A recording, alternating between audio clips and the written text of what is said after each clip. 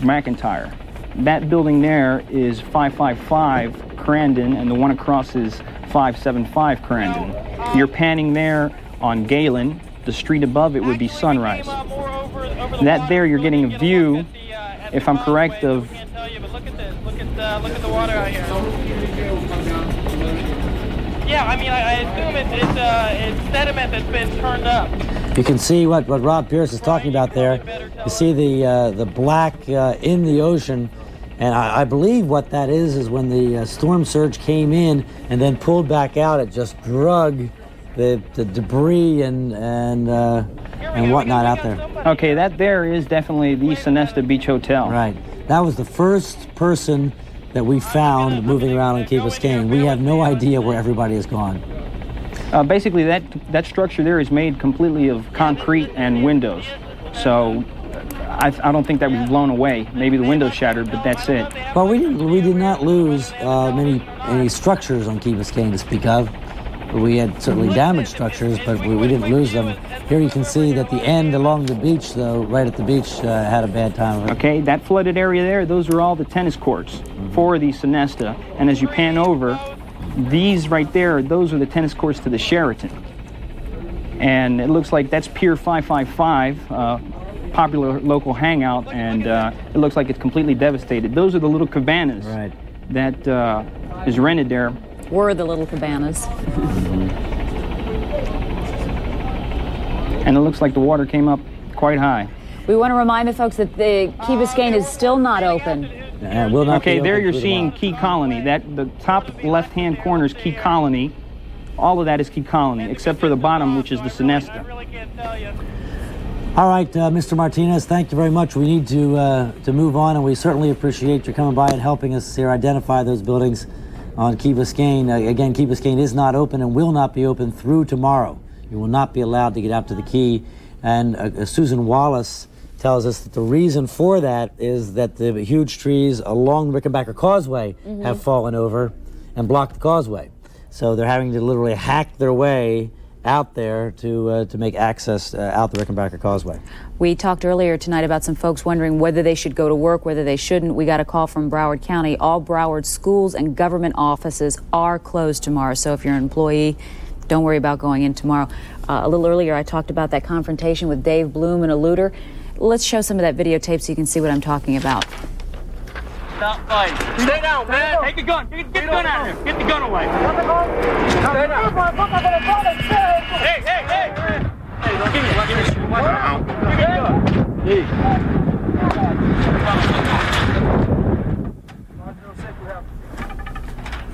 That man was obviously relieved of his gun there. And look at these people in the Cutler Ridge Mall area helping themselves to other people's business. This inexcusable behavior. It's complete devastation. It's people in distress, looters. They assault our vehicles. They assault the police vehicles. They call us out to assist. Some families are in desperate need, but then we get there, we interrupt the scene, and it's just mass chaos. It's devastating. Looked like a Dade County firefighter maybe there, didn't it, with that helmet on? Oh, here's what we're talking Watch about. this now. Yeah, everybody's looting, man. Why are you looting? Hey, I don't know. See that child behind him wandering by? Running by. Dave Bloom finally convinced that gentleman that maybe the right thing to do was to take that stuff back. We should very soon have new video in from what's going on outside right now, since the curfew has gone into effect 2.5 hours ago. We do have tape though from Turkey Point, where one of the fuel tanks for the FP&L power plant ruptured down there. Obviously, Turkey Point in a very vulnerable place. And you can see the collapse at the power plant there. Turkey Point right on southern Biscayne Bay, east of Homestead. The pictures you're seeing there are of, there are two power plants. There's the nuclear power plant, and then there's the fuel-driven power plant, fuel oil power plant. And there you see the fuel oil spill. And I do not know, and maybe if we have some wire copy on it, Kelly, maybe you know what the damage assessment there, the environmental damage assessment might be from all that. I know that it was grossly overstated, the amount of spill this morning then they grossly understated it, and now it's somewhere in the middle. So I want to look for that. Julie was just telling me that they apparently say it is completely contained, that the tank did rupture, but that the fuel spilled in some sort of you saw. This is what it says on the wire. According to the Associated Press, the company's Turkey Point nuclear power plant, brushed by Andrews Eye, was closed before the storm. However, the tank at an adjacent oil-fired electric plant, again, spilled 12,000 gallons of fuel into Biscayne Bay. Well, I don't think it spilled into the bay, though. I think it spilled into that containment pond there, so apparently we're okay there. Now, also in South Dade, Channel 6's a transmission tower, which was a 2,000-foot tower down in Princeton, is now on the ground. I don't even know if Channel 6 is back on the air. To the best of my knowledge, they didn't have an auxiliary tower. But this was the tallest tower in South Florida, because as you know, most of the towers, including ours at Channel 4, are located right along the Dade-Broward line. And the reason that Channel 6 has had that famous coverage problem is because of technical reasons, they've had to locate their tower in South Dade. Well, that building held up underneath of it, didn't it? Well, any building that is built within range of a transmission tower like this is built to wartime bunker standards. Really? Because just in case that anything should happen, so that people would not be killed in the building. We have the Redlands up, and obviously it's close to the Redlands, but actually the tower, I believe, is located in Princeton. Channel 6 is not on the air, Susan Wallace tells us. It's going to take them some time, I imagine, to get sorted out down there. Hey, you wonder what they would have to do to get back on the air if their entire tower is knocked over like that. Well, they can, it turns out, get a temporary tower up pretty quickly. Interestingly, by the way, there are companies that actually do that for a living, bring in towers.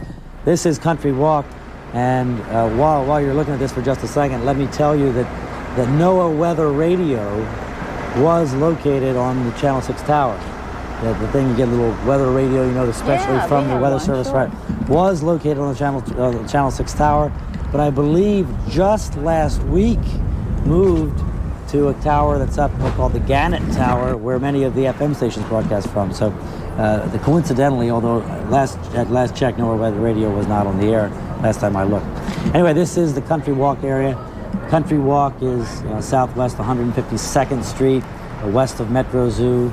A beautiful residential area down there, fairly new. And there's a classic picture. Look at this. Look at this. I have a good friend who... This is a photographer's house, our producer. This is Dirk Muth's house? That's Dirk Muth's house. Yes, I recognize the house now. This does... It's really good to know your neighbors. We will not look at that. Are we sure this is Country Walk? Because I'll put him in the ho-ho. as I recall, Dirk Muth's house, it is Country Walk. Okay. All right, I must have been confused. I have a good friend who installs ceiling fans for a living, I will tell you this, and crawls around in attics installing ceiling fans, and we have talked for years about what's going to happen when a hurricane comes through to those Country Walk homes. Now, whether they were built to the Dade County Building Code, they built so many I can't believe they weren't. But clearly there's some problem in the building code that caused that to happen to those homes, where other homes that were built with concrete block survived with maybe some roof damage. So let's take a look at that shot again, where there looked like a 2x4 2x4 right through. Oh my right goodness. through the wall. Now, doesn't that picture more than anything else tell you that houses with that sort of construction method should not be built in South Florida or any other hurricane prone area? Incredible. But again, Mike Hansen predicted that after being wandering through the ceilings and attics of those homes. I'm not saying they weren't built to building code and that anybody did anything improper.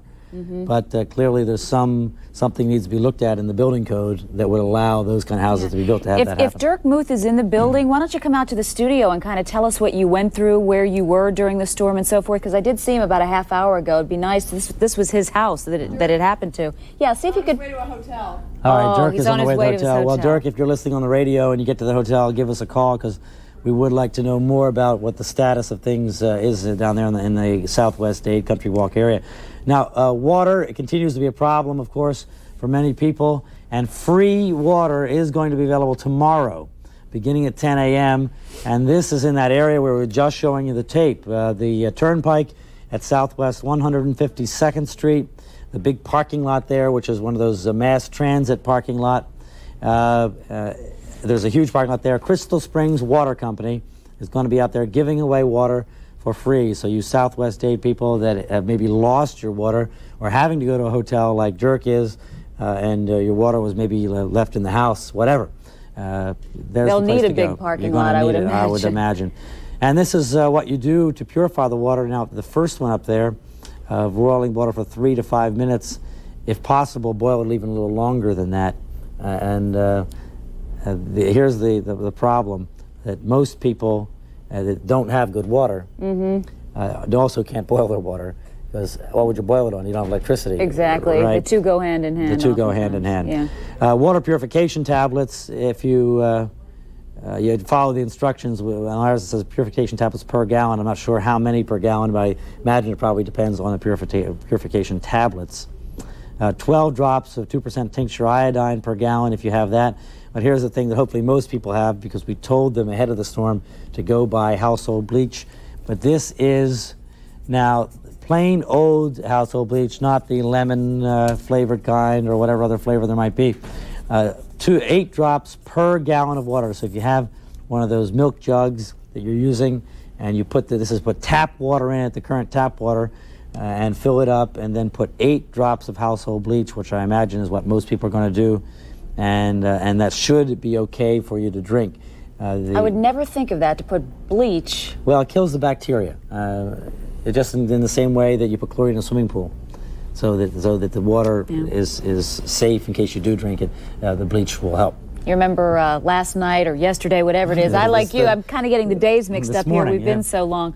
We had the big headline on the Herald that said the big one. On the phone, we have Kurt Frank, who is the editor of the Sun Sentinel. Kurt, what can you tell us that we'll be seeing tomorrow in your paper? I do want to point out, Kelly, that I am the executive news editor of the Sun Sentinel. One thing that I want to point out, that we've had a strike team out throughout the night, and much like your team, we've been all over South Florida. We have a very big hurricane newspaper tomorrow. Throughout the newspaper, we have hurricane news, but we're devoting the entire front section, the A section, to entire hurricane reports from throughout South Florida, from Southwest Dade clear to Palm Beach County, where the bulk of the problems, as you've reported throughout the day, have been in Southwest Dade, and we have a lot of eyewitness reports, reports on how people survived the storm, a big section on consumer news. When people pick up tomorrow's paper, they can find out, should we go to work? Will school be open in Palm Beach County? The answer is yes. Will school, as you reported a couple minutes ago, Kelly, will people be able to report to school in Broward? Will they go to courts? Things of that nature. Some real good information for people when they pick up the paper tomorrow. Kurt, we clearly have been concentrating on South Dade because of the center of devastation being there. Can you tell us in Broward County what areas, if any, seem to be worse than other areas?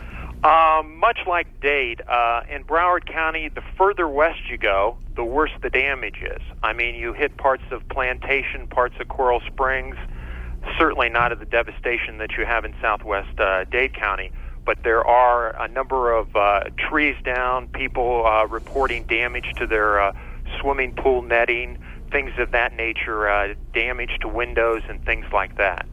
And I wonder, well, we can speculate forever, I guess, on why that's the case. How about in Palm Beach County? We heard from the Sheriff's Department it was mostly trees down. Are things pretty much back to normal or some semblance of normal in Palm Beach County? Very much so. The only real problem, I live in Boca Raton, and a number of people in Boca do not have electricity, but that's only scattered. There is some phone service that's out, but Southern Bell tells us that should be back real soon. All right, now back to Broward County again. We have 400,000 people without power in Broward. Do you have any idea if they're concentrated in any one area, or is it just scattered throughout the county? It's scattered throughout the county. And the one thing that we are trying to find out, and that is we've heard reports, and we're looking to see that people are saying that they'll repair the service in Broward County, but they want to get things back in order in Dade too. So I think what they're going to do is kind of even the troops out and try to figure it out where they can figure it in both counties where the worst damage is. Kurt Frank, the executive news editor of the Sun Sentinel, thank you for being with us, and good luck with your distribution tomorrow. My pleasure. One thing I do want to point out, we did put out a newspaper today, and it was distributed throughout South Florida, so we will have another paper tomorrow. All right. Thanks for calling us. All right, thank you. Bye-bye. We're going to take a short break, and we'll be right back. Here's some important phone numbers.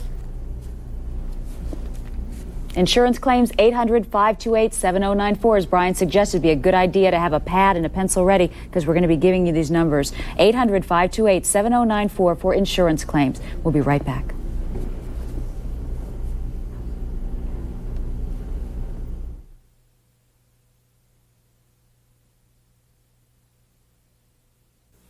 A designer cotton shirt at fine stores, $32. The same shirt at Ross, $16. At Ross, the only difference is the price.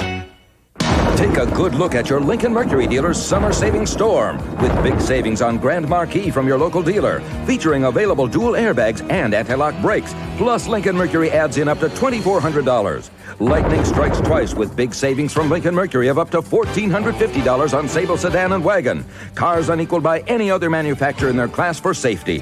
Make your best deal and save even more. So hurry and take a good look at huge savings on Grand Marquis and Sable before the storm passes you by. They're counting down the days at your South Florida Dodge dealers. The 92s are on their way out, so they're having a big send-off for selected models in stock, with $500 cash back on America's best-selling minivan, Dodge Caravan. But you better hurry. $500 cash back on the Magnum-powered Dakota, but you better hurry. And you can still get a great deal on a 92 Stealth, but you better hurry, because once they're gone, they're gone. So see your South Florida Dodge dealer before time runs out. This woman is showering with a bar soap. You can't see her because her soap leaves a residue. This woman is using Soft Skin Body Wash by Soft Soap. Obviously, it rinses cleaner and leaves skin soft and smooth. New Soft Skin Body Wash leaves nothing behind but softness. In daily combat with dirt and germs, enlist Soft Soap antibacterial moisturizing soap. Tough enough to kill germs. Gentle enough to be called Soft Soap. Now available in extra conditioning formula.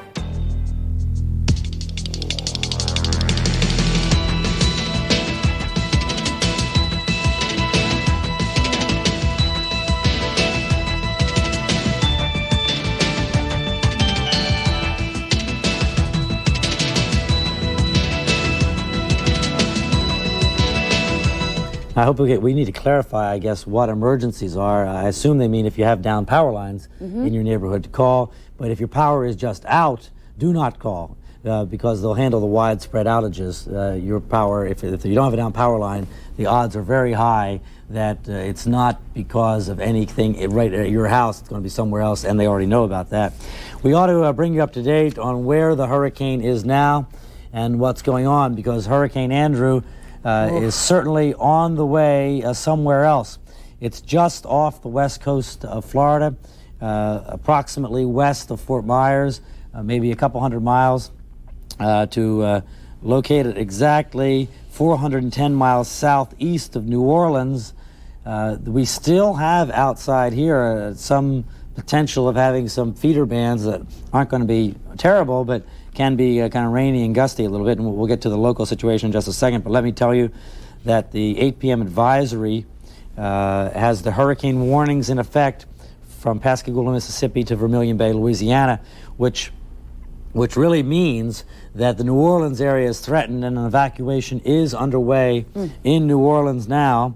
And I can give you the coordinates, 26.1, 84.9. If you do want to plot it, 26.1, 84.9.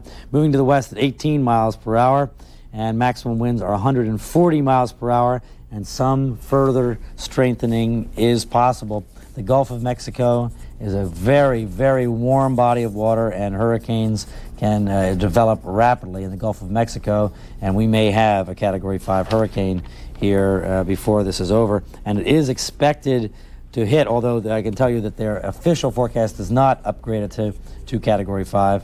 It is expected to hit in about 36 hours, expected to move over the coast somewhere in Louisiana. Now, the other thing we can talk about is the local weather. Take a look at our radar outside, and things are breaking up here. It's my first look at it.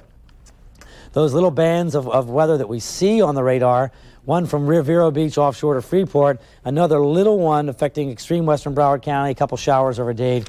But the news is good. As the hurricane moves away and the sun goes down, looks like our weather associated with Hurricane Andrew, even the showers, leftover showers and things, are essentially over. So that's the situation there. We once again want to appeal to the folks at Metro Zoo to please let us know what the status of the animals. 789-4263. That's the 4362, pardon me.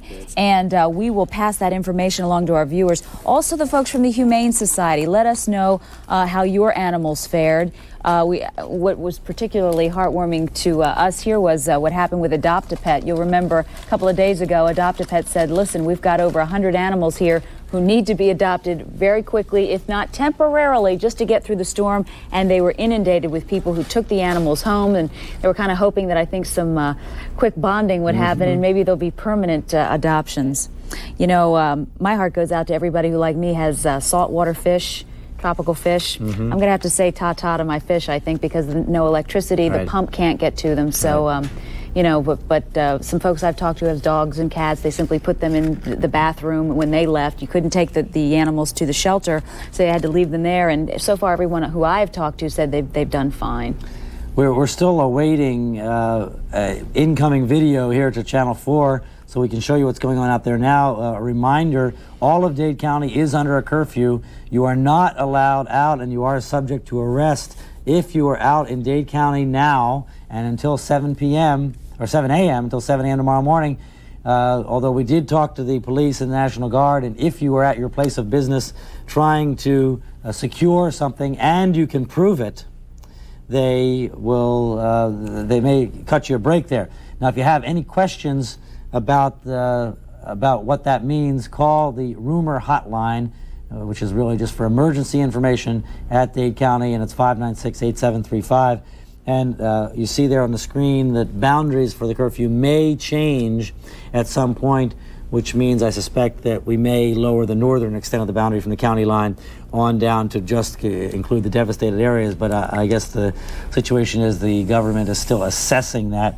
At 10 p.m., we'll be getting some late word from Dade County Office of Emergency Management, and maybe they'll address that issue at that time. Again, though, that emergency hotline rumor control number is 596-8735 in Dade County. We talked yesterday about the situations at the airports. Again, Miami International is shut down, so is Broward, but Fort Lauderdale International Airport. But we are expecting them to reopen tomorrow. And we talked last night. Is that right? I thought that we had said earlier they would be closed through tomorrow.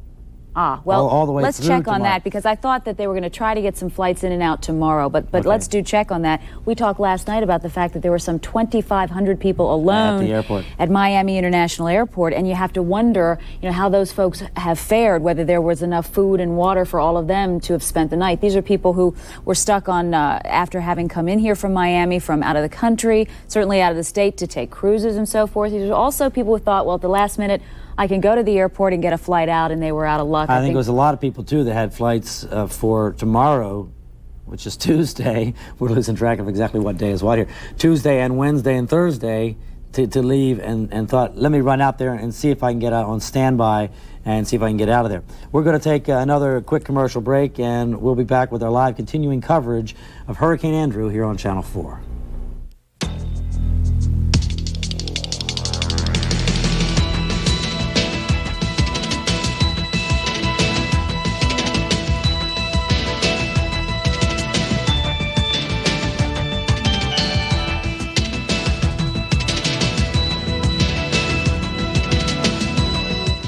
You're creative.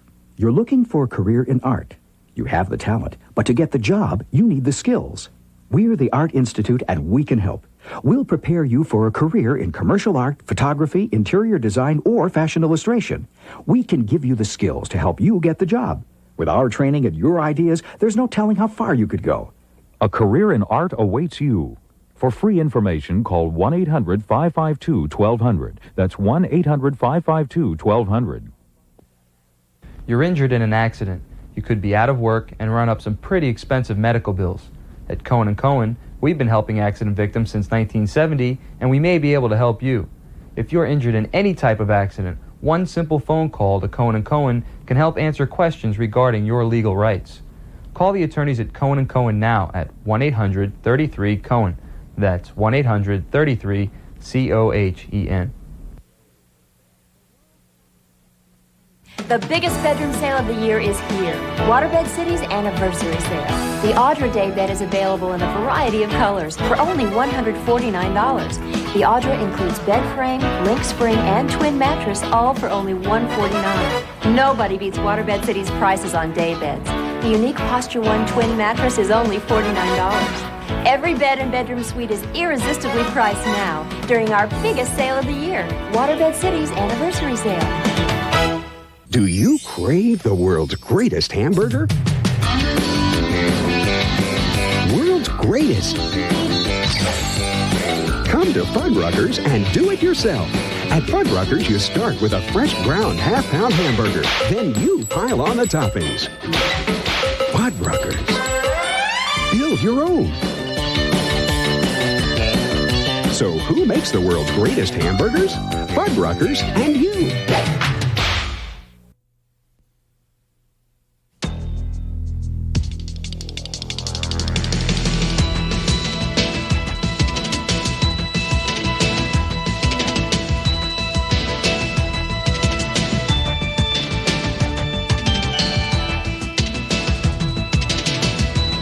Okay, we were just mentioning how Channel 6 lost their entire tower. We know that the signals have been lost on Radio Ritmo 98.3 and 95.7 Radio Seoul. Both of them have lost their signals. Well, they were both located on the Channel 6 tower. That's why Radio Ritmo is a very, very popular Spanish station. Both of those stations, obviously, Spanish language stations.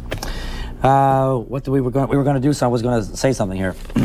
North Shore Medical Center has been accepting evacuation people, North Shore Medical Center, but they are full, and they will continue to take accident cases, but do not bring visitors. There is no more room at the North Shore Medical Center.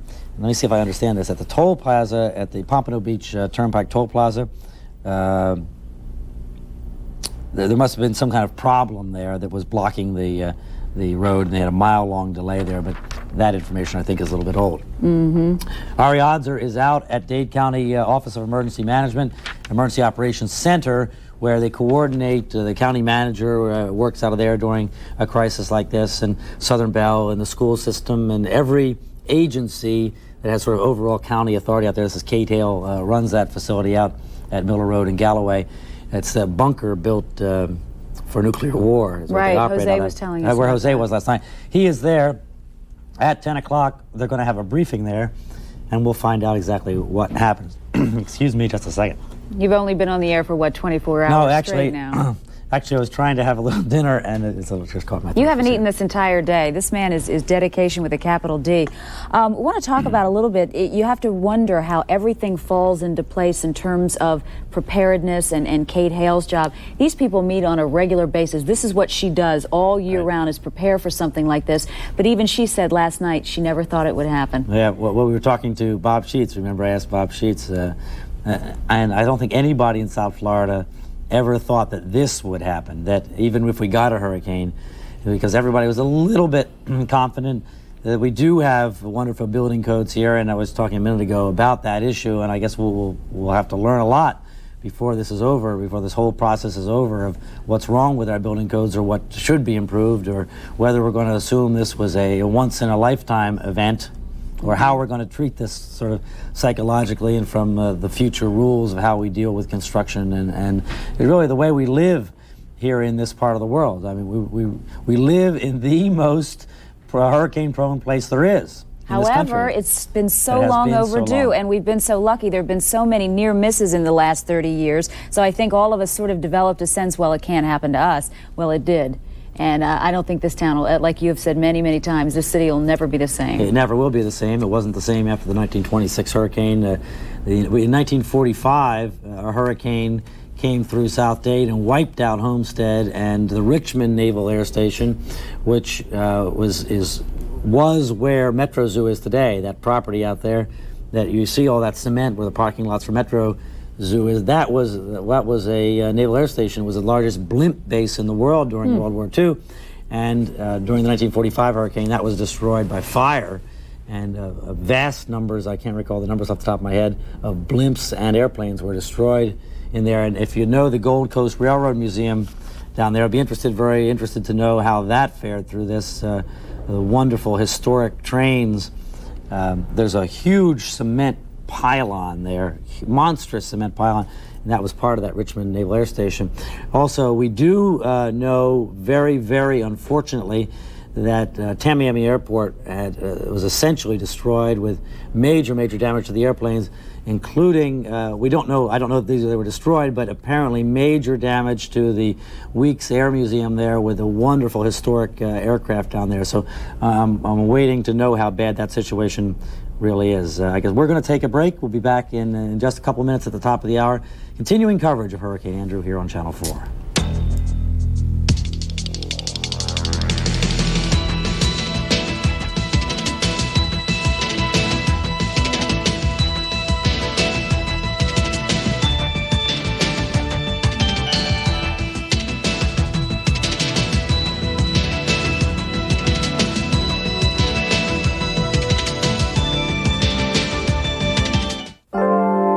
Looking good, girl.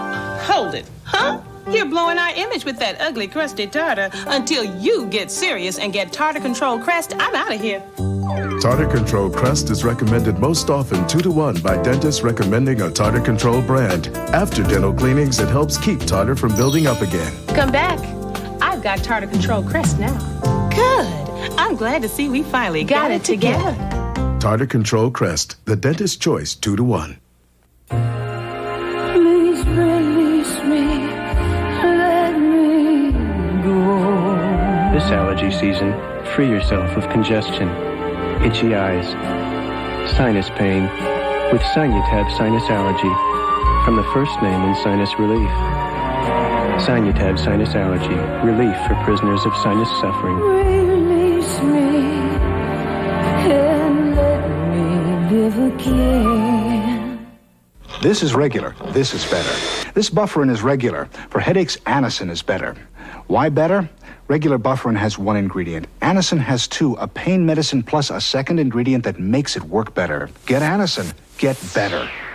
This is a place of rest or a place of torment when nighttime pain keeps you awake. Get help from a name you know. New aspirin-free Anacin PM with a powerful pain reliever plus a gentle ingredient to help you sleep. So you wake up feeling fresh. I love my calendar girl. My Ross calendar girl. She gets great prices every day of the year. Name brand jeans at department stores $30. The same jeans at Ross $15. The only difference is the price. A designer cotton shirt at fine stores $32. The same shirt at Ross $16. The only difference is the price. My Ross calendar girl. She gets great prices every day of the year. You're watching Channel 4 News, continuing live coverage of Hurricane Andrew. Welcome back to our continuing coverage. I'm Kelly Craig along with Brian Norcross. Earlier we talked about how the Broward County officials called in and said all of their schools and government offices would be closed tomorrow.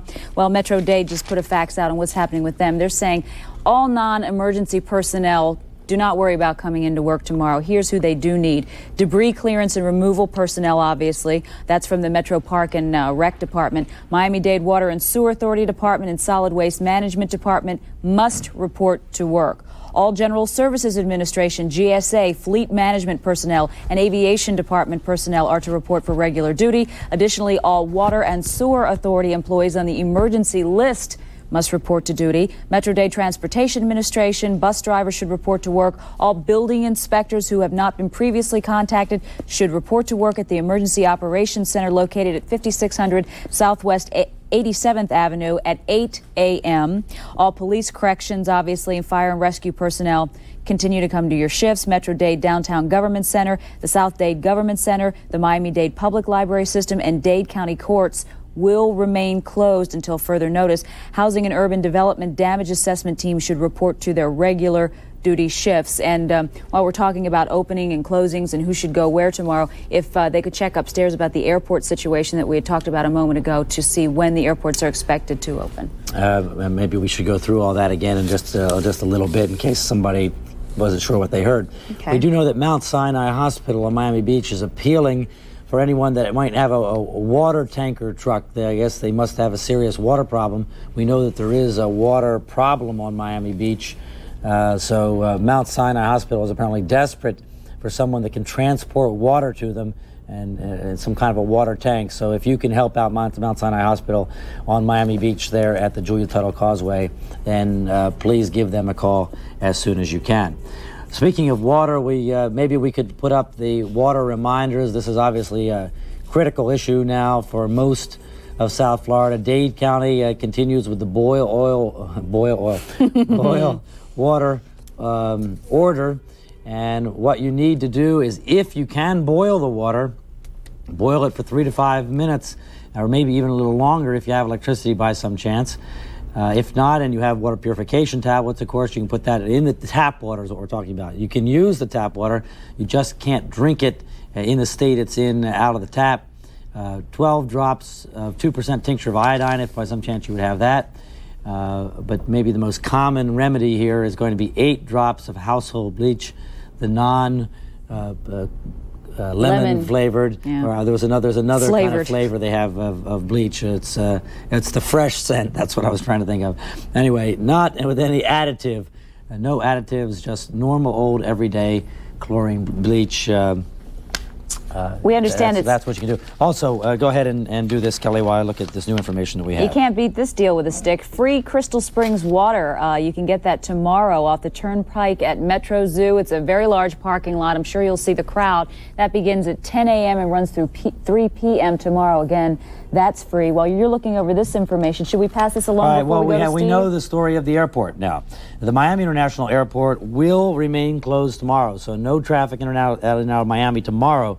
But there are flights coming to South Florida and landing at Fort Lauderdale Airport. So if you are expecting someone coming into Miami, there's a decent chance that many of those flights will still come, but they'll just go to Fort Lauderdale instead. And apparently Fort Lauderdale is open and flights are taking off and landing. So Julie, our producer, just told us that it's partially open. They said you need to check with your individual carrier because some will be coming in, some won't. No question that Fort Lauderdale Hollywood International Airport can in no way handle the volume of both airports, not even a fraction of the volume that Miami goes through every day. So it's just a way. We do now have air service back into South Florida, so at least that's good news. We understand that Terminal 3 out at Fort Lauderdale had some damage, so hence the partially open tomorrow. Right, okay. Channel 4 Steve Abrams has been out in West Dade checking out the situation there. He ran into some migrant workers assessing the mess. Steve? We don't have no clothes to wear. We're trying to see what we can get now. Many people who live at the Quail Roost Mobile Home Park in southwest Dade returned today to see what they could salvage. People like Nayurka Fernandez. I just wanted to know what's going to happen to the people that don't have anything, that now they're like practically on the streets. Even though a lot of people have been left wondering that, in the wake of Hurricane Andrew, there is no easy answer. We got each other. We got our lives. We got the Lord. So much to be thankful for. There's people that lost their lives during this. This house is on 197th Avenue, just west of Chrome Avenue. Let me tell you what happened here this morning. When the storm hit at about 5 o'clock, there were a dozen people huddled in that home. The home started to come apart. So for some reason, the people thought they'd be safer if they all ran to a utility trailer. All 12 people huddled in that utility trailer till the winds of Hurricane Andrew picked it up and turned it end over end. As a result of that, 6 people were injured, all kids aged 8 to 16, and 2 men were killed. Besides the toll in human lives, this storm also took its toll on pets and livestock. We saw some horses roaming free, some stuck in the mud, some that didn't make it. This is one of the westernmost sections of Dade County. This overturned truck here is testament to the strength, the ferocity of Hurricane Andrew. Here's another overturned truck here. Behind me are the fields where migrant workers in this area pick beans and strawberries. We've seen a lot of migrant workers who are homeless, who are wandering around. They don't know where to go. Now, in town, they lost power lines, they lost roofs, but out here, they lost entire buildings. Well, it sounded like a freight train coming through here. And in more cases than not, what used to be a building is now a heap of metal and wood. We just had to scuttle into a hole and just grab a hold of the kids. I wasn't even going to tie them down. We didn't even have a chance to tie them down. I'm a skydiver, and I know what it is to do 200 standing on my head. And the winds that were whistling through his house when the back room blew out at 4:30, 5 o'clock this morning, I figured we had 150 miles an hour wind blowing through the house. It will take a while, but the people who own and work the farms and ranches in this area will start over, and they'll never forget the hurricane of '92. In Southwest Dade, Steve Abrams, Channel 4 News. I don't think any of us will ever forget the hurricane of '92. We talked earlier tonight about Homestead. As Dade County Manager Joaquin Avignon put it, there is no more Homestead Air Force Base. A lot of damage there. Brian, 2 F-16 fighters were just obliterated when some hangar doors. We have pictures, I believe. Yeah. You'll be able to see them there. Rob Pearson, Sky 4, was over it. There you see them on the ground. There's one right in front of the hangar and another behind. And you were saying that they were inside and then the doors, they are blown outside. Doors, is that what we understand? That's what we understand. You can see the hangar doors lying around there, those big rectangular, see the doors? Those rectangular tan things were the hangar doors. And those 2 F-16s completely destroyed. There you see the fire station and the tower. Look at the tower, all the glass gone out of the tower there. I assume that there is another plane and we were unable to identify that. Looks like a military transport plane of some type, right, although it doesn't look big enough to be a C-130. No, it has that, but it has the camouflage on it there. Apparently that building must have collapsed from the looks of things there. I mean, it's hard to imagine where everything started out there. In a moment, you're going to see some of the housing, and I would suppose, wow, you get a better shot of the tower there. Well, 200 housing units were destroyed. We know that at the Homestead Air Force Base. And we had somewhere here a notice for any military personnel. Now, let me just think. Hang on just a second here, and let me see if I can find that, as long as we're talking about Homestead Air Force Base, so we can tell you exactly the right thing. That they don't want you, I know they don't want you coming in unless you are civil engineers. That's what it is. Civil engineering people assigned in Homestead, contact your commanding officer, otherwise stay put where you are. So, because there's no place to go down there anyway. We do not know where the people at Homestead Air Force Base were evacuated to. But it is in the evacuation zone. And one would think that if anyone were going to evacuate efficiently, it would be the military. I mean, the threat to the Homestead Air Force Base has been well known a long time, both from the wind and from the storm surge, because it is close to the coast and very, very low-lying. The recent estimates put it at 1.3 million people are without electricity as of late this afternoon, early evening in Florida. And, of course, the big question on everyone's mind is, when are we going to get the power back? When are we going to get our water pressure back? And the latest word that we had from FP&L was in Broward, at least a couple of days. In Dade County last night, they were telling us plan on a week, although that was, I think, prior to the event itself. And I don't know that we have an assessment from FP&L for Dade County. We should remind people that not only are we here on Channel 4, but we're on 3 South Florida radio stations this evening. And they are Y100, 100.7 FM, who was through the wonderful facilities of Y100 that survived the storm here perfectly. We never missed a beat all night last night. Also through the good help of KISS FM 99.9 and WQAM 560 AM. We are with you on all 3 radio stations, and we will be here on through the evening this evening. And we also should remind you that the curfew remains in effect for Dade County. It is not legal. It is illegal for you to be out and roaming the streets of Dade County tonight, although we did speak to an officer who said that if you can demonstrate why you are at a specific location with your identification and maybe some proof that you should be where you are, that they will leave you alone and go out and try and deal with the people that are not. We received word, getting back to FPL, we have been giving a number all day and all evening. If you have a wire down, to give them a call. we understand that if you call that number that we've been giving out, all you will get is a recording saying basically we will get to you when we can. So you might just want to hold off on that until FBL gives us the all clear that they're going to take the recording off and you can actually talk to a person. They obviously must be inundated at this point. Well, and it's a lot of people, and we can't often enough ask you not to call anyone that you don't need to call in official capacity, including us. We can't help you with simple problems. You're just going to have to deal with the simple problems yourself. We'll go down the list here of the problems we can think of and see if we can give you a little guidance. But please don't call our news department and ask for help moving a tree limb or something like that when we have a good portion of our community here that's been destroyed and we're trying to help them figure out where to go and what to do. So please don't burden us with that, or FP&L, or the phone company, or the police, or anybody else. You're going to have to take care of the things that you can take care of yourself. And if you can get a neighbor to help you out, then that's going to be a much more efficient way to go. We understand we've received some new information on what's going to be opened and closed tomorrow in Broward County. If we can go ahead and take a look at some of that information. We went down the list a little while ago. As we said, the public schools in Broward County are closed, BCC closed, government offices closed. That includes the courts except for key personnel. Also, again, the courts, the public defender's office will be closed and the state attorney's office will be closed. This is the Metro-Dade advisory that you're looking at. Mass transportation will have irregular schedules tomorrow. Is there a number, Julie, that folks might call to see? We've not been given a number so far. But I imagine maybe just try the normal Broward County or normal mass transit numbers. I think they have people in place there. Well, Metro Rail, I guarantee you, isn't going to work.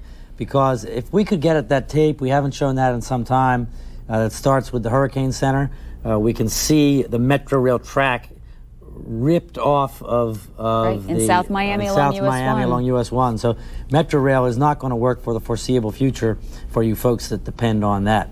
We need to take a break. We'll be back in just a couple of minutes with continuing coverage of Hurricane Andrew live here on Channel 4.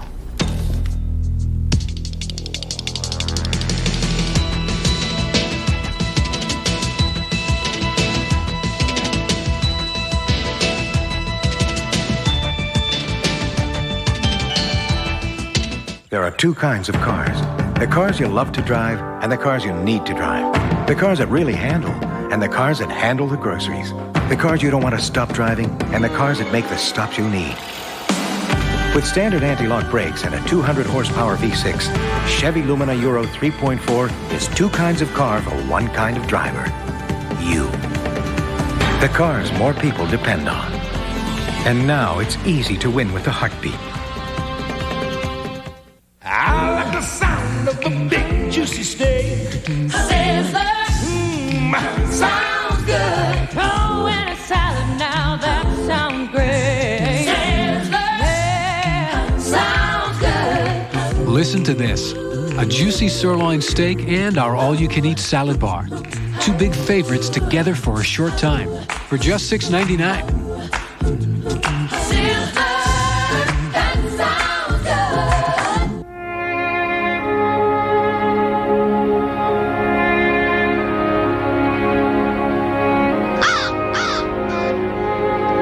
There are other ways to call Canada. Hello! But on September 5th, you can call friends and relatives in Canada for over 20% less than our basic rates. So next time you make a call to Canada, make it with AT&T.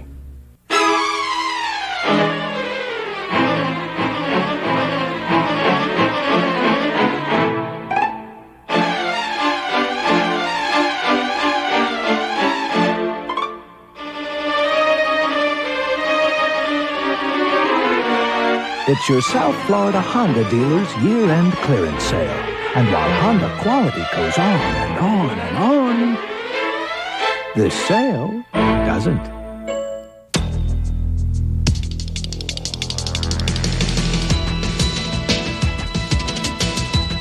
Welcome back to continuing live coverage of Hurricane Andrew. I'm Kelly Craig along with Brian Norcross. We talked earlier tonight about the curfew that went into effect from 7 p.m. to 7 a.m. for all of Dade County. Reporter Kevin McCarty is downtown. Let's take a look at what he gathered for us. As most people know, there's a curfew in Dade County tonight. It runs from 7 in the evening till 7 tomorrow morning. We're well into the curfew. This is the downtown area. It's virtually deserted at this point. According to the police officer here, most people are observing the curfew, but you don't have to look very far to find people on the street. You know there's a curfew tonight? Mm-hmm. How come you're out, though? I was walking with him to go he's going to get him a beer. Are you worried about being out here? You might get arrested. Yeah, that is. We ain't going to go right there to the store right there. Is it all right? They took us over to a shelter way on 93rd Avenue and Southwest 8th Street. I just walked from way over there. You understand? So I'm homeless for one thing, so I'm on the street anywhere I go. The police just stopped and said, hey, it's curfew. But, I mean, if you're homeless, where you go? Yeah, so you have no choice. Right. So right now, I'm just drifting. You worried about getting arrested out here tonight? I'll be having somewhere to stay. At least they're going to take me somewhere I can lay down and sleep and get something to eat. Chances are, if you're out at all tonight, you're looking for gasoline. There's very few gasoline stations open just about anywhere, virtually none in Dade County because of the curfew. Okay, how far did you go looking before you found gas tonight? About 5-6 miles, all the way up by Broward Mall almost. All the gas stations are closed. We came all the way from Homestead. All the way up here for gas? Yep. How close to empty were you? A quarter tank right now. There are a lot of examples of people observing the curfew in Dade County. Here's one of them, Interstate 95. We're heading into Miami from the north. This is normally a very busy highway. Tonight, virtually deserted. I'm Kevin McCarty reporting. Okay, let's take a look at some of the information. Again, as Kevin pointed out, the curfew is 7 p.m., 7 a.m., and Brian, this is through all of Dade County, I understand. At this point, although, as you see there, we're awaiting word from Ariadne, who is at the Dade County Emergency Operations Center, getting word right now on the curfew and no doubt other things. They're making announcements as we speak. And I want to mention the time, by the way. Shortly. So many folks, excuse me, Brian, so many folks are listening on radio, and obviously there's no electricity, so they don't know what time it is. It is 10:18:27, 10:18 tonight. We'll try and do that more often. I guess I think maybe we should do this a little slowly, just to be sure that everyone who we made this announcement before, there is no confusion on who should report to work. If you want to, I'll do one and then you do one here, and that way we won't both wear out our voice at the same time. Okay, we're talking right now about Metro Dade. You want me to do all of Dade, or shall we ping pong back and forth? We'll just go back and forth here. All Metro Dade County non-emergency personnel should not report to duty on Tuesday, August 25th. Again, this is all Metro Dade County non-emergency personnel. Don't bother going to work tomorrow. They should continue to monitor the news for further information. And I'm sure, again, that well, I think the thing to do is you should contact your superior no matter where you work. In most cases, you will not be reporting to work tomorrow. In most businesses in South Florida, you will not be reporting to work tomorrow because we're just not going to have access to a lot of places. And the curfew will still be in effect until 7 o'clock in the morning. So you should plan on that, but I think everyone should just through the evening sometime contact their superior. Metro Dade employees should report to work. These are the people that should report to work. First of all, debris and clearance and removal people. We're desperate for them all over the county. Isn't that the truth? So please report to work, debris, clearance, and removal people.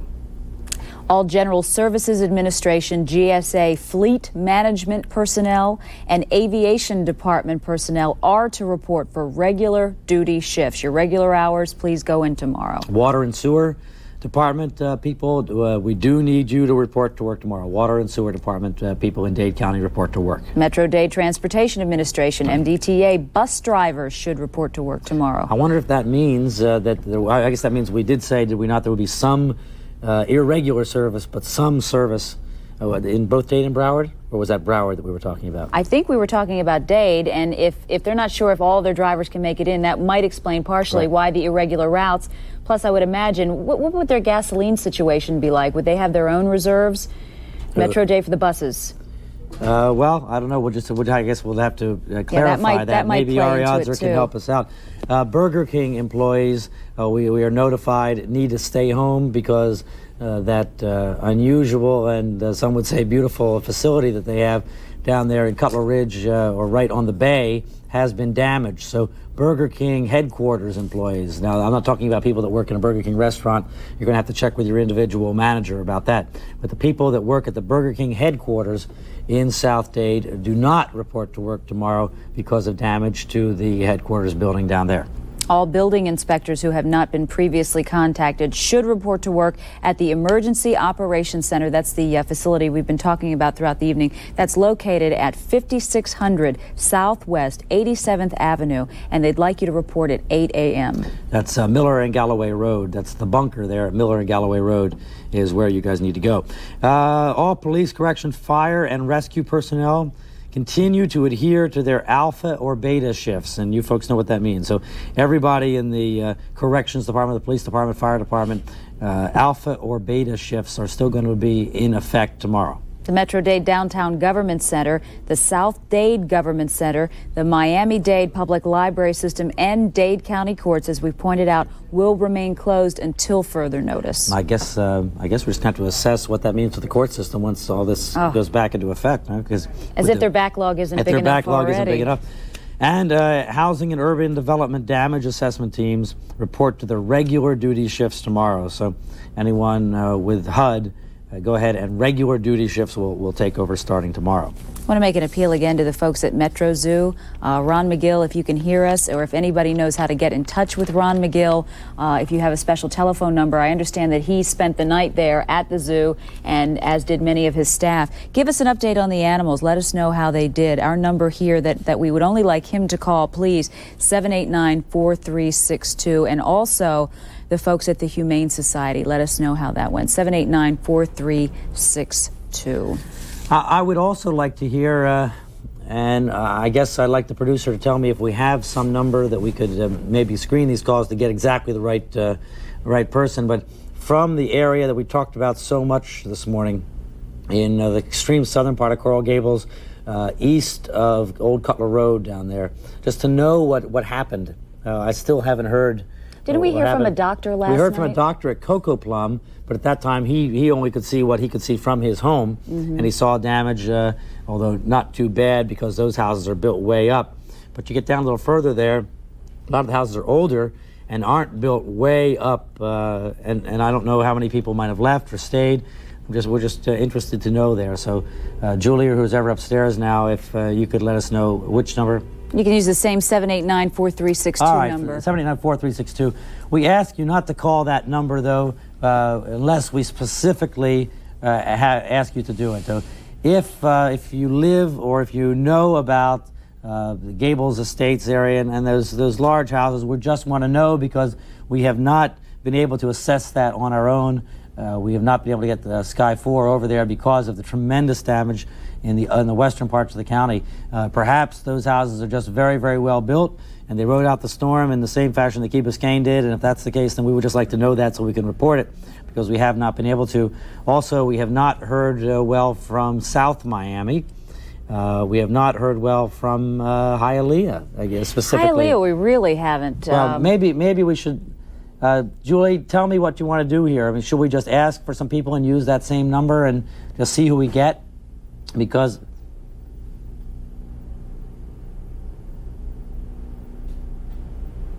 all right, just these specific people, please, just the specific people, because you're tying up our phones and we can't find out the information we're trying to find out, and hopefully we'll get to the other answers. But the areas that as we sit here and think about who we haven't heard from Hialeah, and we haven't heard from Miami Springs. We know that there's a lot of tree damage up that way, but we haven't heard much about the situation in the Springs. The South Miami, actually in the town of Coral Gables, I did get a report that the trees are just a disaster, but not significant structural damage in the main part of Coral Gables. Again, those houses are good old houses. So what's happened here, of course, is that we've had just total destruction in Southwest Dade, out around Metro Zoo and all Cutler Ridge and the Perrine area and Kendall, of course. We also have not heard much from East Kendall. the area east of the highway in the Pinecrest area. So if that's another area that if you're there and you can give us a quick assessment, and what we'd like to do is go through these phone calls very quickly, one at a time, just so we can find out, get a broad view of what's going on in Dade County.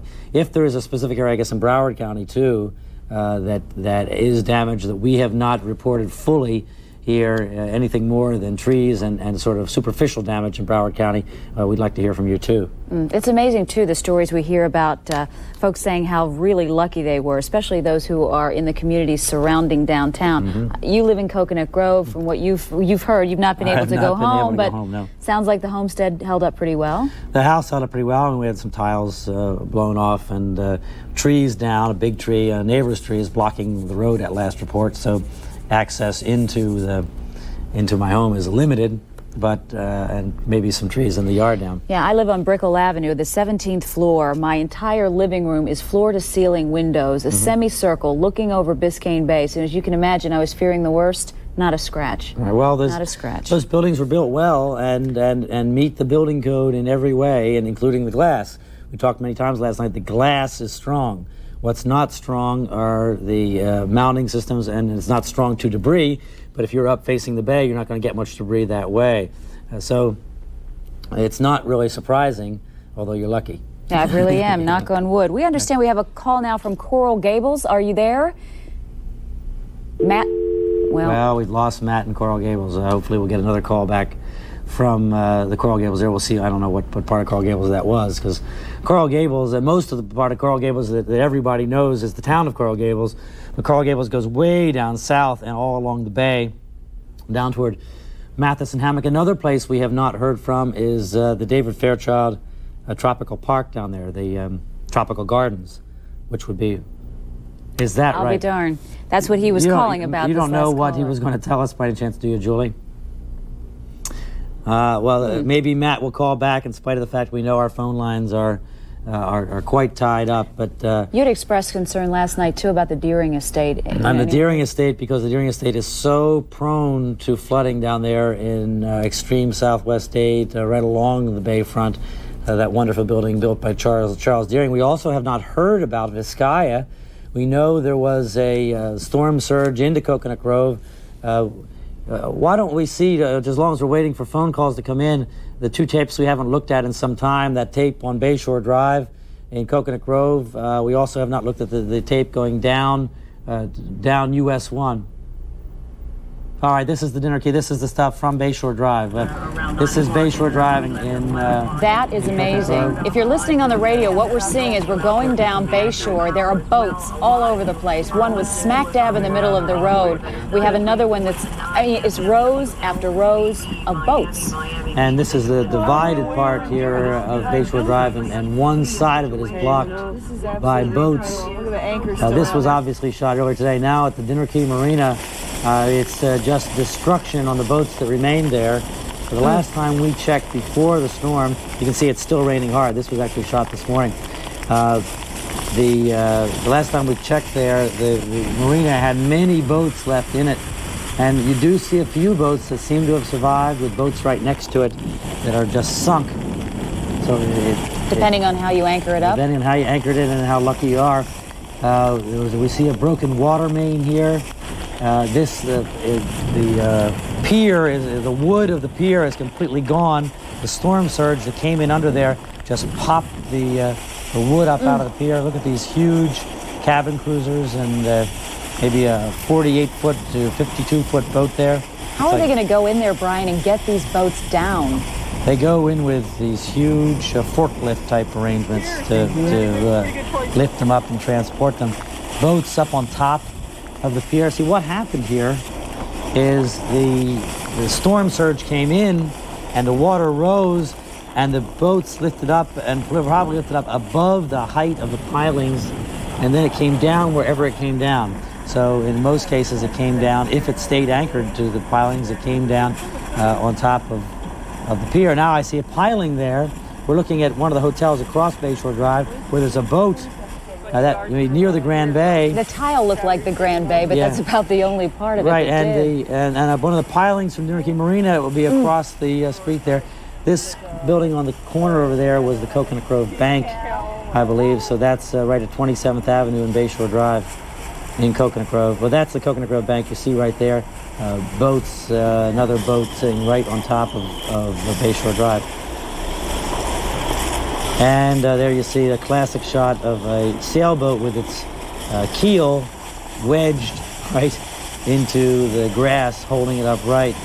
Scenes from Coconut Grove around Dinner Key. We do not know how Miami City Hall fared, but obviously it has been inundated. Whether there has been major damage and how bad it is, we don't know. But we have been waiting for Ari Odzer to see what official word is coming out now of Dade County Office of Emergency Management. Ari, what did they say at 10 o'clock? Well, Brian, they're basically telling us that the scope of this disaster continues to astound everybody involved with this. There are estimates that as many as 50,000 people or more are homeless now who weren't homeless yesterday before this storm began. And in fact, they're saying that about half the people who work here at the Emergency Operations Center have lost their homes. Now, Kate Hale, who of course is the director here, has issued an appeal to people to try to understand the scope here, to try to understand that it's going to take days for everybody, all the emergency operations people, to get together to actually provide the services that people need out here, for the Red Cross to deliver food, for the fire departments and the other departments of Metro Dade to clear out the debris. For all these things to take place is going to take days, especially, of course, for the water and power systems to be reconnected. So we're dealing with a situation that she described as something that has completely changed this community forever. This community will never be the same, and of course that's a very apt description. Now they are having problems distributing food to shelters to help all these people who have suddenly found themselves homeless, and they're finding themselves with obstacles everywhere they turn because so many things have happened here so quickly. As you know, Brian, this is an unprecedented sort of thing to happen in such a large city. In fact, the Metro Dade fire chief was telling us that his crews who went over to Mexico City for the big earthquake a couple of years ago, who also toured the areas here in Metro Dade who are working, are saying that this is much more destructive than that earthquake was in Mexico City. And we all remember how bad the images we saw from Mexico City were. So right now, they are talking about the curfew being much needed to control order here, to control looting, etc. The police department says that they're out there arresting looters, and the National Guard, as we all know, is out there as well. The death toll at this point is a tentative 13. The police department is saying that at least 13 deaths could be attributed to Hurricane Andrew right now, and they're expecting, of course, once they start clearing away all the debris, to find, unfortunately, many more people who perhaps were trapped in there. Also, Metro Police and Metro Dade Fire Department each lost 2 of their emergency helicopters in this disaster because Tamiami Airport was virtually leveled. So they're down 4 helicopters, which could be a somewhat dangerous situation in an event where they have to transport people to the hospital. So they're asking the National Guard to come in and help out with the helicopter situation. So there just seems to be more and more complications as the events unfold here, as the gravity of the situation unfolds. Brian? All right, did anyone ask the question out there, are we going to get more support from the National Guard? Everywhere we went in South Dade, and it just reminded us so much of the situation in Los Angeles, where people were crying out for why are we waiting around to get more help here. Was that addressed at all today?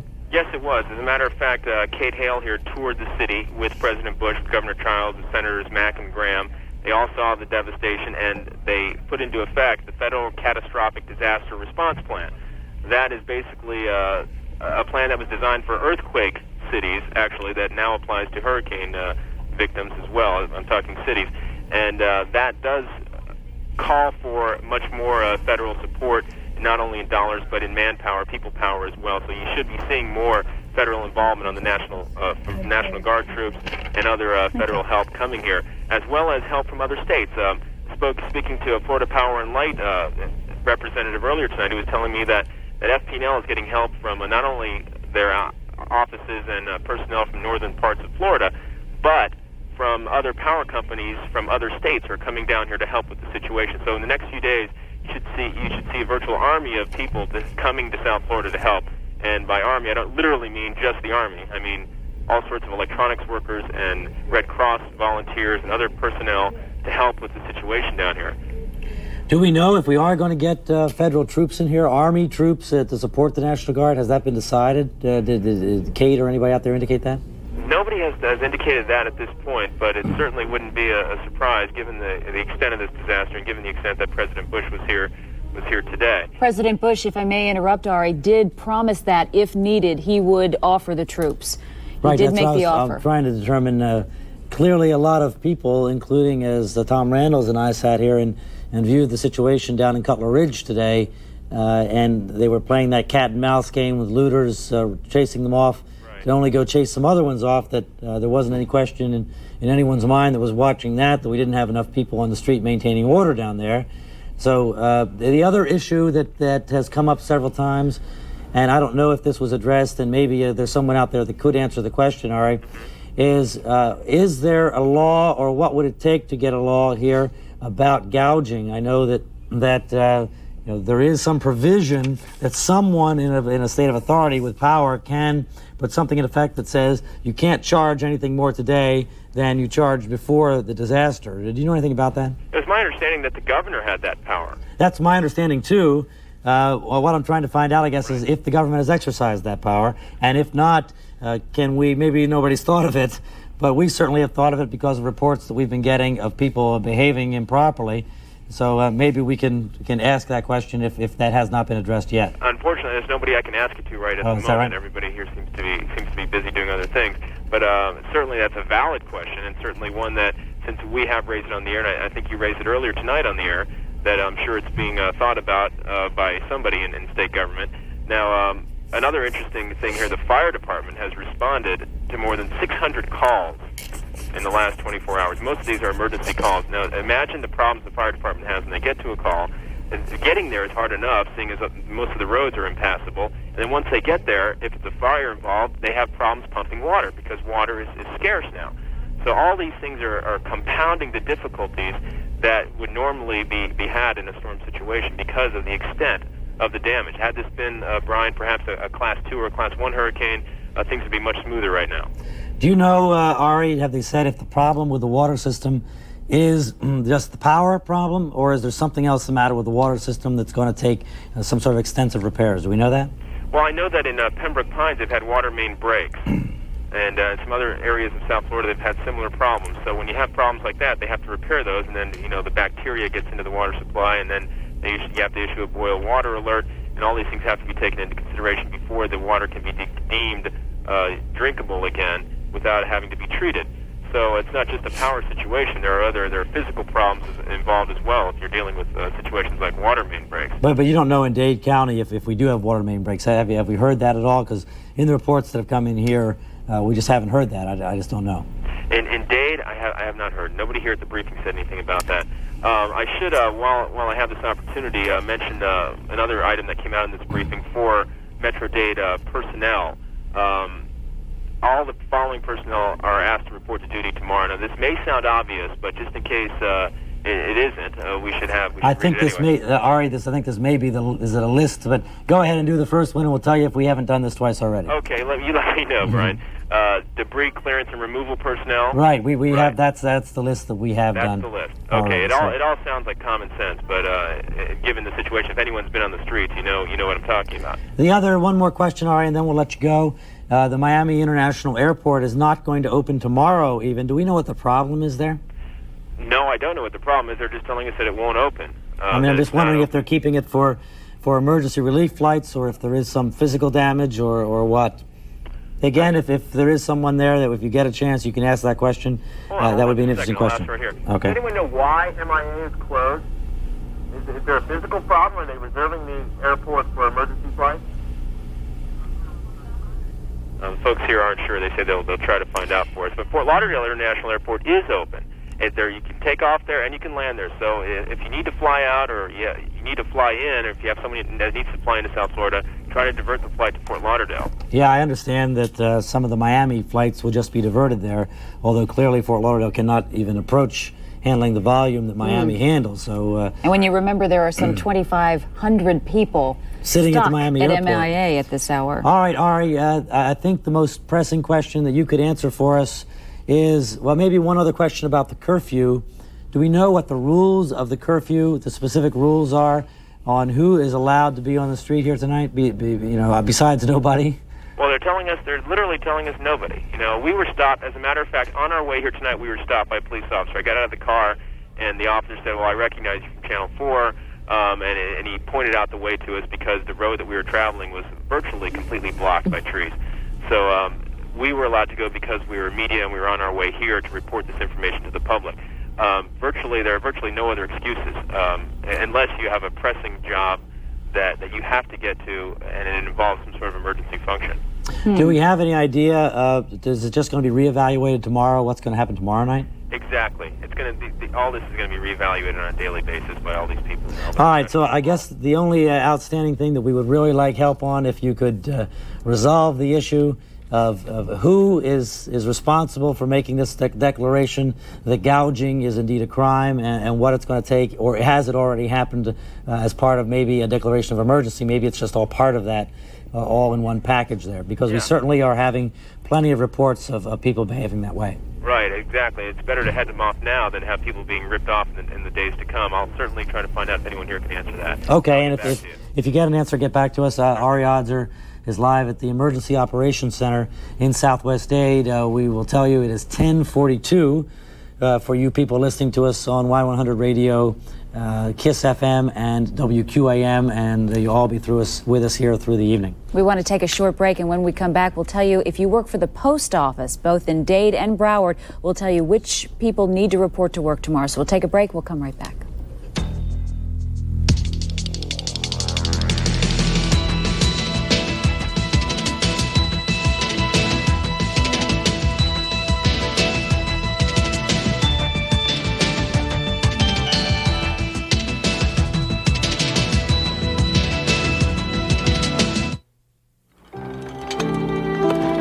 We found a way to give you the smooth, creamy taste you'd expect from Philly. With a third fewer calories than regular cream cheese. Now all you have to find is a way to try it. Next time, butter your bread with Light Philly instead. Light Philly cream cheese product. There are two kinds of cars. The cars you love to drive and the cars you need to drive. The cars that really handle and the cars that handle the groceries. The cars you don't want to stop driving and the cars that make the stops you need. With standard anti-lock brakes and a 200 horsepower V6, Chevy Lumina Euro 3.4 is two kinds of car for one kind of driver. You. The cars more people depend on. And now it's easy to win with the heartbeat.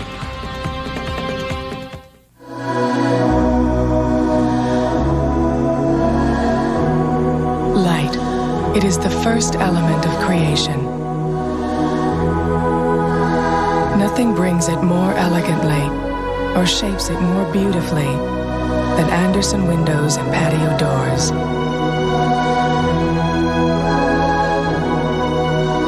Come, live in the light of Andersen windows. Come home to Andersen. Home Depot is now open in Cutler Ridge at Marlin Drive and US 1. And now, America's most exciting home improvement warehouse can serve you even better. You'll see exciting displays, aisle after aisle of name brand products, including Glidden Evermore Ultimate Flat Paint. You can count on Glidden for hideability and durability. Glidden Paint, the brand of paint more people prefer. So visit the new Cutler Ridge Home Depot at Marlin Drive and US 1.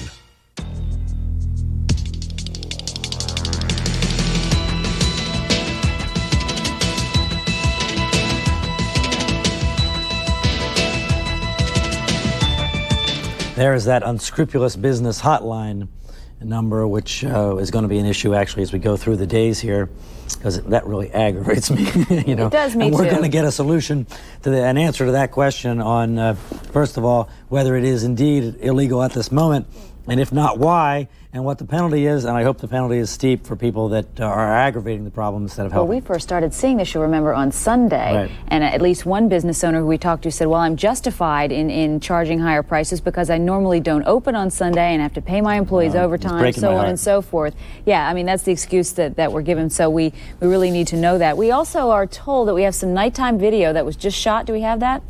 On US 1? Let's take a look at that. It's, wow. Where on US 1 is this, Julie? Do we know? We think it's South Miami, but maybe if it is South Miami, we should be able to find a landmark here pretty soon. But of course, the power is out, and I wish I could tell what that was that has fallen over the street there. Now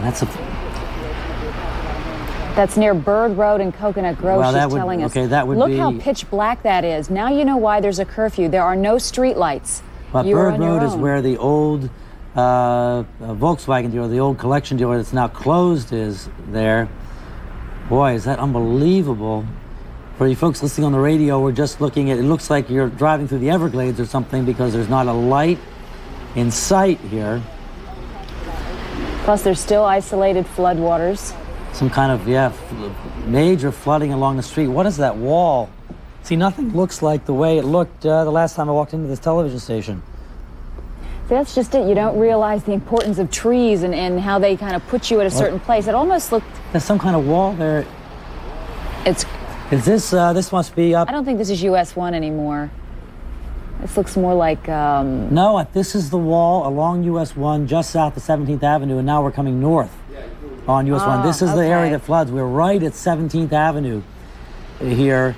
And there's the entrance to I-95. You're right. And the traffic light down across the road, that's at 16th Avenue and US 1.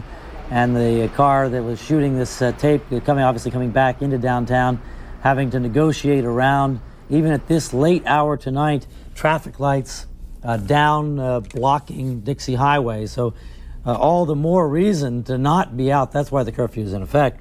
I mean, besides the fact that the police need help maintaining control, but there's no way you could see all this debris and wires and everything down across, even as main a thoroughfare as Dixie Highway through Coconut Grove, one of the main road going to South Dade County. I didn't recognize it. Still completely blocked with wires and poles. So no wonder we have a curfew in effect. You may be wondering about your mail service. So we have this notice from the Postal Service.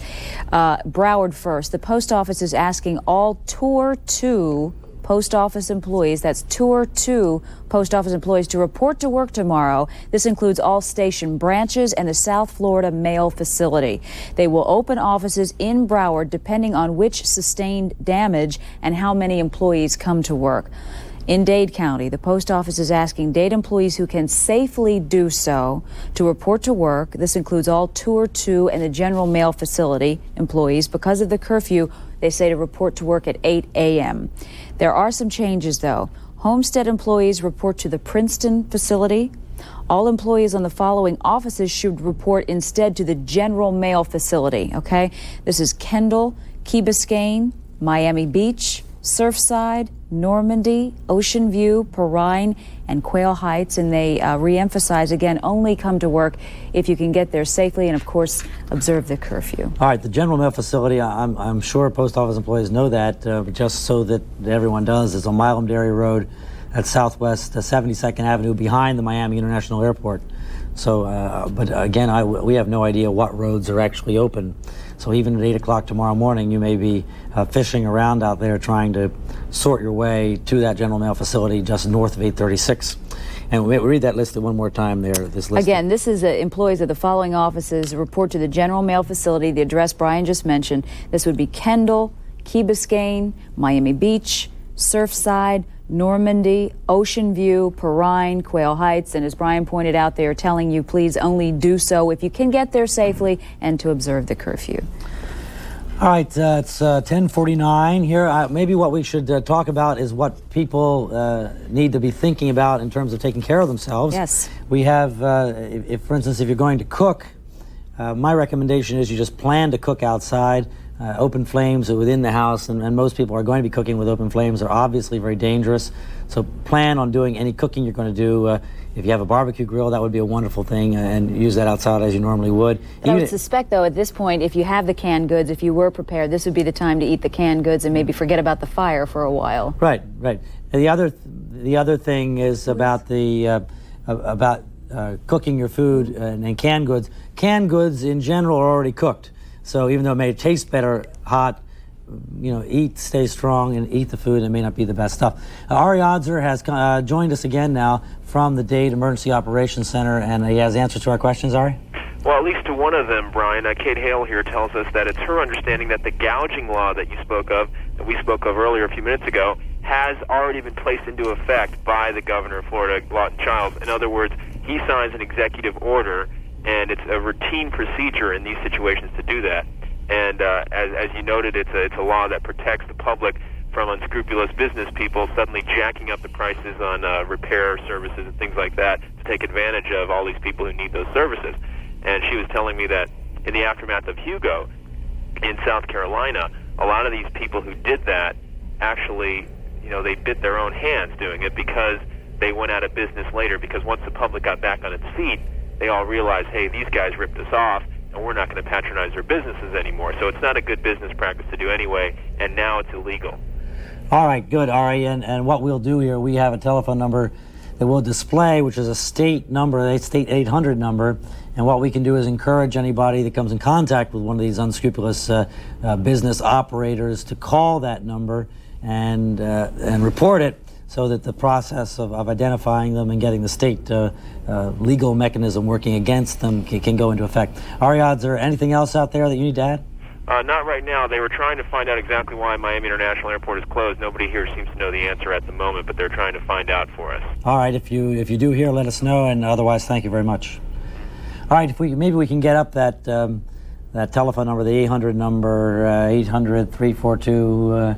For the price gouging, he's talking about it. Yeah, and I can't remember the rest of it, but we'll get it up in just a moment. For anybody that comes in contact, Bob Weaver is, I'm sure, sleeping right at this moment, but anybody that comes in contact with business operators, as Bob did, that are charging, and exactly what the parameters are of what they're charging, I don't know. But as I recall it, there it is. This is the Unscrupulous Business Hotline. So I guess this falls under that heading, although this also includes the questions about whether someone is licensed. If a contractor comes out and the question, are they licensed? It's 800-342-7940, 342-7940. That's the number to call to report them, ask questions about them, how you know whether they're operating legally and operating properly. Shall we talk about what Andrew is doing now? We can do that. I have the latest advisory. Excuse me just a moment. Over here, and Andrew isn't doing anything good now. We can look at a satellite picture. Unfortunately, I don't have the numbers. We've had to send Brian Allen and Bob Weaver to get some rest, because while I was able to do that, they were both here taking care of things. You see where Andrew is located. The state of Florida is under the clouds. Now, I hate the people on the radio are all screaming, he just said you see, and we don't see anything. But let me tell you where it's located.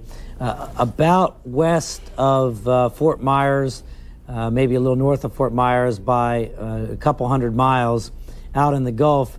The extreme western fringe of the main part of the storm might be affecting the Tampa Bay area now, but I'm sure they're not getting any real bad weather. Let me see. My latest word out of Tampa, no, they're not. They're getting just north winds at about 15 knots. But that would be where the edge of the clouds are. There is one trailing band still off the East Coast, but it's weakening now and may be responsible for a few showers around here, but that's just about it.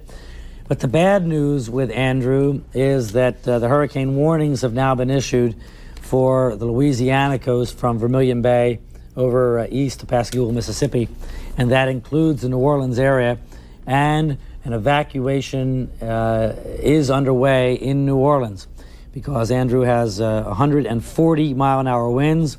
Some strengthening is possible, and it is moving to the west, still moving due west, although it has shifted north just slightly, maybe just slightly north of west at 18 miles per hour, and that's going to put it on the coast somewhere around Louisiana in 36 hours. And let me see, they put it there at about 60, so overnight tomorrow night. You know, I remember, I guess it was early Saturday when we were wondering if Andrew was going to hit us. That's when we were believed to would be getting him. Right. Tuesday night or Wednesday morning. Right. Wow. And how things have changed. How things have changed. That's right. Our producers are asking us to pass word along that we're trying to keep our phone lines clear. So unless you have an emergency call, please try to keep the 789-4362 line clear for us. We also have talked, we mentioned how Country Walk was just full of devastation. We talked to one mother who had this to say. Let's take a look.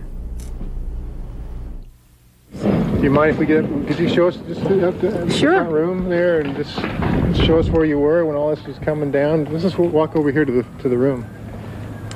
You want to see where we were when all this happened? Yeah, I sure would. Well, about 3 o'clock, my daughter and I heard the front doors flash open. So we came down here and tried to shut them back. And as we were holding the doors, these two side windows burst in. And then we went into, there's a closet down here. Yeah. Watch where all your ass. This used to be a nice house. My 3 children and I, we stayed in this closet here underneath the stairs. That was our refuge. That was it right there? That was it right there. We couldn't go to the garage because our garage door flew off and the side door to the garage also flew off. So that was our only refuge in this house. That had to be absolutely frightening to be in there. That was beyond frightening. That was a supernatural experience that scared us beyond explanation. The upstairs is demolished. We can't even get upstairs. I can't get out because my car keys are lost someplace upstairs, and you can't navigate through to go look for anything. How about your kids? My kids? You talking to them? They're petrified. They prayed a lot. They're petrified right now. They're really not talking because they don't really know what we're going to do. Just waiting for Mommy to come up with some solutions, which she doesn't have right now. This is it.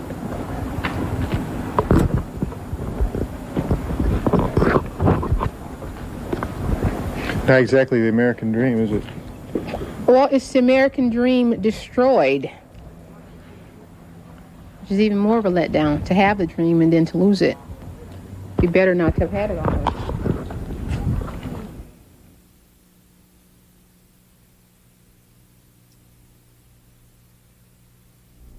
That's all right, well, we're back here with Tony Segreto and Hank Tester. And Hank, we'll get to you in just a second. But first of all, we're going to go ahead and end this hour and take a commercial break and then come back with Channel 4's continuing coverage of Hurricane Andrew live on Channel 4.